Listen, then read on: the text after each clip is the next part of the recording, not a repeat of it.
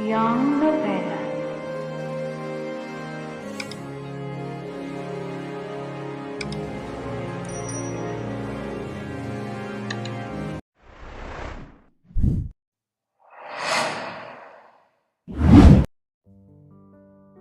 Umupo kayo, Andrea, Maricel.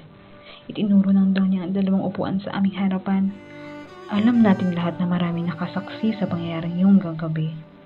Hindi lamang ang mga kasambay rito sa mansyon, kundi ang mga bisita na rin na nagpalipas ng gabi rito sa mansyon. Maricel, babae ang anak mo, kaya hayaan mong panagutan ng aking anak si Andrea. Nag-usap na kami ni Anthony. Aayusin natin ang araw ng kasal nila sa lalong madaling panahon. Wala sa aming tatlo ang umimik.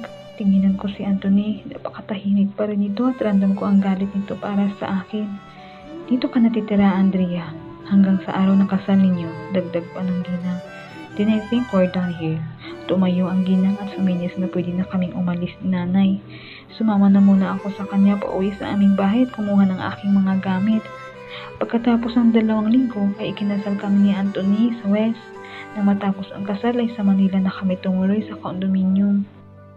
Hindi niya ako kinikibo at ni minsan na hindi niya ako itinuturing na asawa niya. Hindi rin niya ako pinapatulog sa kwarto niya. May nakalaan na maliit na kwarto sa akin.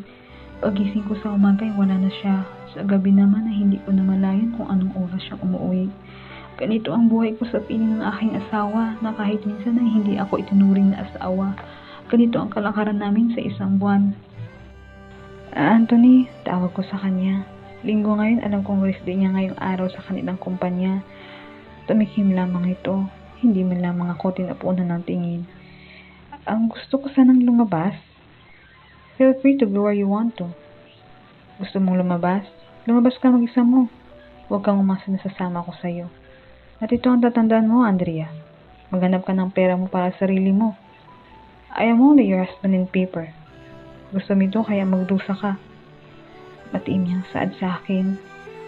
Tumango lamang ako at napahigbi ng tuluyan dahil napakasakit ng mga salitang narinig ko buhat sa lalaking mahal ko.